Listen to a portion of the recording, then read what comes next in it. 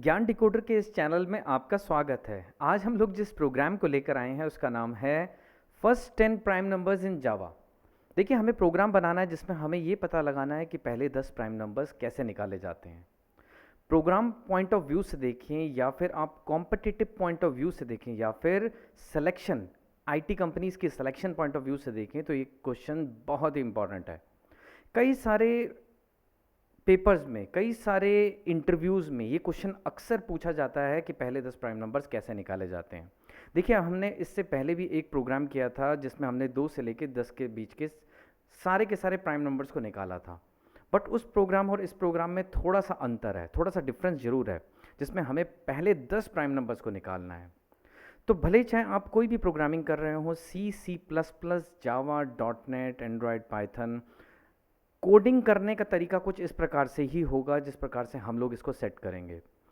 आप किसी भी प्रोग्रामिंग से इसको डन कर सकते हैं। तो फिलहाल हम लोग जावा के थ्रू इसको डन करेंगे।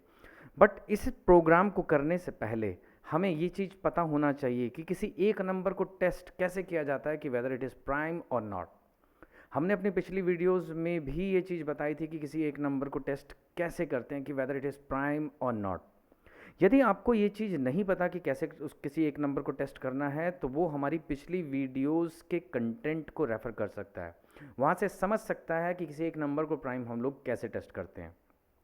तो चलिए हम लोग अपनी इक्लिप्स IDE की तरफ मूव करते हैं, जहाँ पे हम सीखेंगे कि ये प्रोग्राम कैसे बनेगा। तो चलिए हम लोग अपने इक्लिप्स IDE की तरफ आ गए हैं, जहाँ पे हम लोग इस कोड को बनाएंगे, इस प्रोग्राम को बनाएंगे। हम लोग जिस प्रोजेक्ट में काम कर रहे थे वो प्रोजेक्ट ये है ज्ञान डिकोडर प्रिंट, और उसके अंदर एक पैकेज चल रहा था ड्यूअल लूप्स, जहाँ पे हमने इससे पहले भी कुछ प्रोग्राम्स बनाए हैं। और ये एक्टिविटी भी कुछ ऐसी ही है, ड्यूअल लूप, नेस्टेड लूप के थ्रू हमने ये काम करना है। नेस्टेड लूप यानी लूप इनसाइड अ लूप। तो चलिए इस प्रोग्राम को हम लोग स्टार्ट करते हैं। हम लोग इस पैकेज पे राइट क्लिक कर लेते हैं, न्यू पे चलते हैं। जस्ट अ मिनट, हम लोग यहाँ पे पैकेज पे राइट क्लिक करेंगे, न्यू पे जाएंगे और क्लास चूज़ कर लेते हैं। जैसे कि हमें पता है जावा एक ऑब्जेक्ट ओरिएंटेड प्रोग्रामिंग लैंग्वेज है, तो हमें क्लास बनानी पड़ेगी। तो हम इस प्रोग्राम का नाम लिख लेते हैं फर्स्ट 10 प्राइम नंबर्स, और मेन को बना बनाया ही रख लेते हैं और फिनिश कर लेते हैं।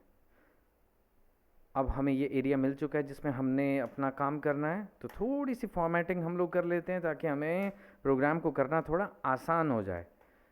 तो यहाँ से हमने फॉर्मेटिंग कर ली है। अब हम लोग क्या करेंगे, हम लोग किसी एक नंबर को टेस्ट करने की प्रक्रिया को यहाँ पे इस्तेमाल करेंगे। किसी एक नंबर को कैसे चेक किया जाता है वेदर इट इज़ प्राइम और नॉट, हम ये चीज़ पहले बता चुके हैं कि किसी एक नंबर को कैसे चेक करना है कि वेदर इट इज़ प्राइम और not.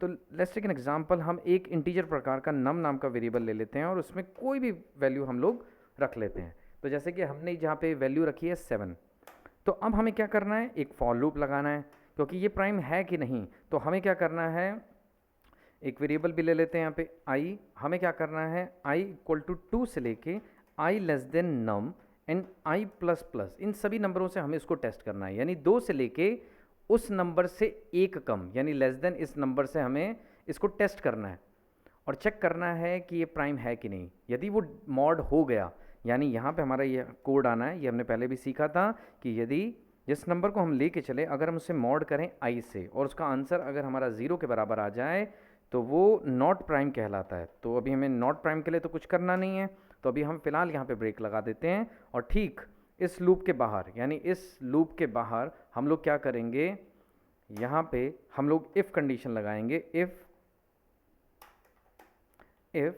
i is equal to num, यानी लूप अगर अपना पूरा फेरा लगा गया, अगर पूरे उसने जितने फेरे लेने हैं, जितने उसने राउंड रेवोल्यूशंस लेने हैं, अगर वो सारे लगा गया तो वो कहलाएगा प्राइम।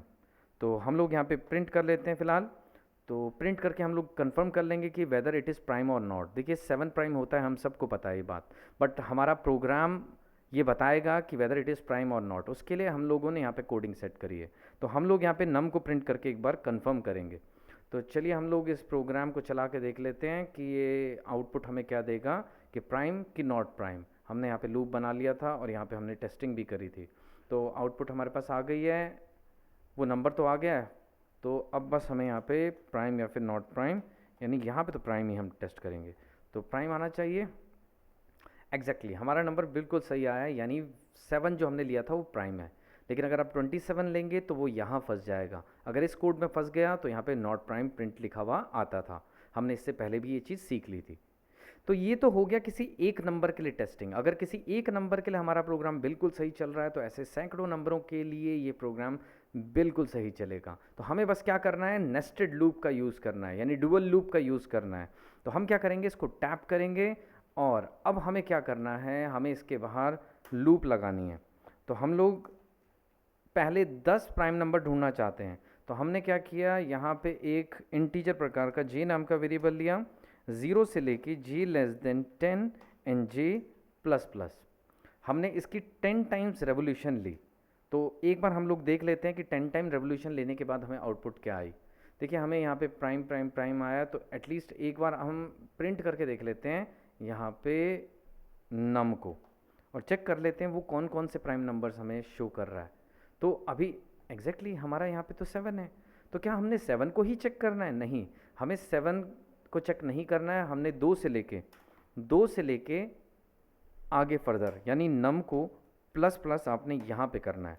तो बिल्कुल आप देख लीजिए कि नम को प्लस प्लस, यानी पहली बार जब उसने प्राइम पकड़ा तो पकड़ते साथ ही उसने अगले नंबर के लिए यानी 3 के लिए टेस्टिंग करी, फिर यहीं पे अगली बार 4 के लिए, देन अगली बार 5 के लिए, देन अगली बार 6 के लिए, ये सारी टेस्टिंग लेगा। तो चलिए हम लोग इस प्रोग्राम को रन करके देखते हैं।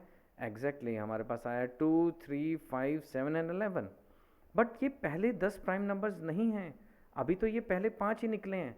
तो हुआ क्या, प्रॉब्लम कहाँ आई, वो चीज़ आप लोगों को समझ आनी चाहिए। आपको ये समझना पड़ेगा कि प्रॉब्लम कहाँ आई। प्रॉब्लम ये थी कि हमारा यहाँ पे जैसे कि 4 मिस कर गया, हमारा यहाँ पे 4 मिस करा 3 और 5 के बीच में, तो हमारी वो चाल वेस्ट गई है। उसके बाद 6 के लिए वेस्ट गई हमारी, क्योंकि 5 एंड 7 के बीच में 6 आता है, 6 प्राइम नंबर नहीं होता, वो भी मिस कर गया। और 8 भी मिस कर गया, 9 भी मिस कर गया, 10 भी मिस कर गया, क्योंकि वो प्राइम नहीं होते। यानी हमें जो ये इंक्रीमेंट है ये बड़ा सोच समझ के चलाना है। यानी जब कभी भी प्राइम नंबर मिले तब ये प्रोग्राम रेवोल्यूशन ले, यानी इसको यहाँ से हटा के यहाँ पे आपने खाली ही रख देना है। आप इसको यहाँ पे पेस्ट करें तो ज़्यादा बेहतर रहेगा। और अब हम लोग इस कोड को चला के देखते हैं कि क्या हमारा आंसर बिल्कुल सही आया है। एग्जैक्टली ये पहले 10 प्राइम नंबर यहाँ पे प्रिंट कर रहा है। तो हम लोग एक बार इसको चेक कर लेते हैं। सबसे पहले जे में हमारे पास 0 गया, और हम लोग जिस नंबर की टेस्टिंग कर रहे हैं वो ये है, यानी 2 से लेके हमें स्टार्ट करना है, क्योंकि 2 से ही हमें प्राइम नंबर मिलेगा। तो क्या 2 प्राइम नंबर होता है? एग्जैक्टली 2 प्राइम नंबर ही होता है, हमने पिछले प्रोग्राम में सीखा था। तो तब हमारा रेवोल्यूशन लेगा ये जे प्लस प्लस होके, यानी जे की वैल्यू 1 हो गई है। जे 0 है तो जे यहाँ पे 1 हो चुका है, और नंबर प्रिंट हो गया 2। अब नंबर मेरे पास आ गया है यहाँ पे 3। 3 क्या प्राइम नंबर होता है? एग्जैक्टली 3 प्राइम नंबर होता है। तो प्रिंट भी इस टाइम 3 कर गया और रेवोल्यूशन ले गया ये नेक्स्ट टाइम 1 पे, नेक्स्ट टाइम इस पे 2 हो गया। तो इस तरीके से रेवोल्यूशन लेगा हर बार जब कभी भी उसे प्राइम नंबर मिलेगा। यानी हमने इस प्रोग्राम को बिल्कुल सेट बना लिया है। बट कुछ स्टूडेंट अभी भी ये सोच रहे होंगे कि सर आपने यहाँ पे इंक्रीमेंट नहीं किया, आपने यहाँ पे इंक्रीमेंट किया है। तो हम लोग ये समझाना चाहते हैं आपको कि फॉर लूप को आप बिल्कुल ढंग से समझें कि फॉर लूप की एक्टिविटी किस प्रकार से की जाती हैं। तो मैं आपको ये चीज़ समझाने के लिए एक बार एक नया प्रोजेक्ट पे जाता हूँ, और यहाँ पे हम लोग फॉर लूप एक्टिविटी, हम लोग फॉर लूप की एक्टिविटी को एक बार डन करके देखते हैं कि फॉर लूप को हम लोग किस तरीके से सेटल कर सकते हैं। तो जैसे कि हमारे पास यहाँ पे कोड है, हम इसको हटा देते हैं, थोड़ी सी फॉर्मेटिंग सेट करते हैं, और यहाँ पे हम लोग आ जाते हैं। यहाँ पे हमने इस तरीके से यहाँ पे एक फॉर लूप बनाया है, इसका सिंटेक्स। तो अब हम आपको ये समझाना चाहते हैं कि यदि हम इसको 5 बारी के लिए चलाने की कोशिश करते हैं एक बार, तो हमने यहाँ पे इनिशियलाइजेशन करी i इक्वल टू 0, और यहाँ पे हमने लिखा i इज़ लेस देन 5, और यहाँ पे हमने सेटिंग बिठाई i प्लस प्लस, और यहाँ पे हमने प्रिंट किया system dot out dot print I की वैल्यू। अब हम लोग इसको एक बार रन करके देख लेते हैं आउटपुट क्या आई। तो हमारे पास जो आउटपुट आई वो कुछ इस प्रकार से आई कि 0 1 2 3 4, 0 से लेके 4 तक ये प्रिंट हो गया। अब सवाल ये उठता है कि क्या हम इस इनिशियलाइजेशन को बाहर कर सकते हैं? एग्जैक्टली हम लोग बाहर भी कर सकते हैं। तो हम i इक्वल टू 0 यहाँ लिख लेते हैं। क्या ये चल जाएगा? एग्जैक्टली चलेगा। आप इसको रन करके देखेंगे तो ये बिल्कुल सही आंसर देगा अभी भी, क्योंकि इनिशियलाइजेशन तो की है। अगर हम इनिशियलाइजेशन ना करें तो क्या होगा, हमने पहले भी आपको पढ़ाया था फीचर ऑफ जावा में कि without initialisation we can not use any variable in Java. तो आपको ये एरर दे देगा। हम एरर के ऊपर भी एक बार जाते हैं। एरर में हमें क्या लिखा है, the local variable may not have been initialised. आपने लोकल वेरिएबल को इनिशियलाइज नहीं किया है, तो इस लोकल वेरिएबल को इनिशियलाइज कर लें ज़ीरो से, वरना ये एरर देता ही रहेगा। दूसरी बात, अगर आप इस इंक्रीमेंट को यहाँ से कट करके आप ठीक इसके नीचे रख लें तो क्या ये चल जाएगा, एग्जैक्टली ये भी वर्क करेगा। आप इसके आउटपुट को भी देख सकते हैं। तो एग्जैक्टली यहाँ पे आंसर अभी भी सही आ रहा है। तो यहाँ से हमने सीखा कि ये फॉर लूप इस तरीके से भी चलाया जा सकता है।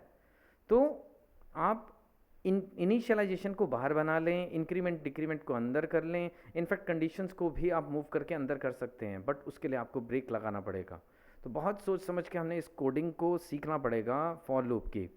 प्रोग्रामिंग पॉइंट ऑफ व्यू से, competitive programming point of view से बहुत इंपॉर्टेंट है कि फॉर लूप की एक्टिविटी आपको आनी चाहिए।